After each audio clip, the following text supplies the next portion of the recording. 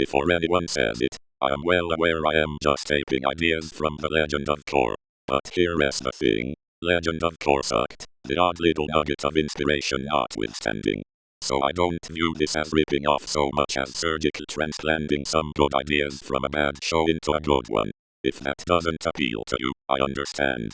But this is my channel, so here my opinion matters more than yours. Anyway, enjoy. I know. I can already hear the Inquisitors coming through my computer screen.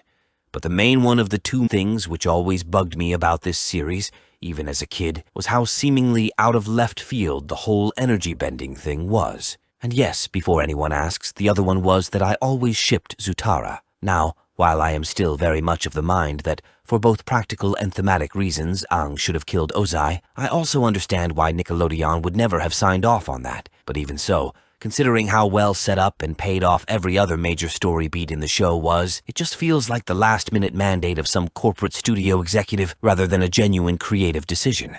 Granted, it might just be that this one time the writers dropped the ball. After all, they did also give us the Painted Lady, Battle of the Water Tribe, and Great Divide episodes, so they're obviously not perfect. However, what annoys me as a writer is they had all the tools to make the energy bending feel like a natural evolution of the story, rather than a last-minute Deus Ex Leo Testudo.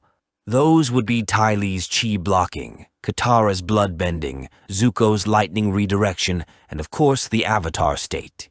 Think about it. We've already seen Ty Lee take away another person's bending by hitting their pressure points. By combining this with blood bending and the redirection technique, you've basically got the exact same thing as energy bending. You don't need to invent another thing wholesale. Now, of course, blood bending can only be done during the full moon by a regular water bender, and this is where the Avatar state comes in.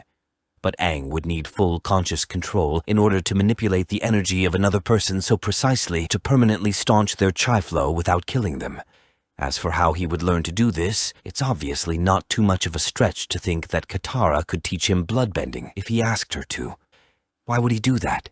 Because during my rewrite of the episode Nightmares and Daydreams, he would be staying up all night communing with the past Avatar spirits, trying to find some way to beat the Fire Lord without killing him. During a conversation with a waterbender, he would begin to connect the dots between water healing methods and chi blocking. This would also handily circumnavigate him, having to go get lessons from Ty Lee. Katara could then teach him the basics of both, counting on the Avatar state to fill in any gaps, as well as provide the additional power boost to make the latter work without the full moon, thus giving Aang all the more motivation to fully master it. Which brings me on to the third, slightly less noticeable, though to my mind no less significant issue with the final fight, the fact that the Avatar state comes out as a result of him getting poked in the back by a random rock. Which, sure, from an acupunctural standpoint, I can see the logic in, but narratively it just seems arbitrary and random. So in my version, I'd have him transform after catching, but failing to fully redirect Ozai's lightning bolt. This, I think, would hit a much more poignant thematic note, as it was a bolt from Azula that locked him out of the Avatar state in the first place, and in the same breath very nearly ended the Avatar cycle for good.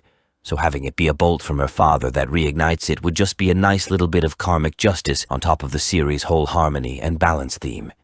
So, my unforgivable heresy notwithstanding, what do you think of my little fanfiction redux? Leave your thoughts down in the usual spot, and as always, until next time, stay safe, stay sane, breathe deep, and seek peace. If anyone knows what that's a reference to, I'll be very surprised. Goodbye.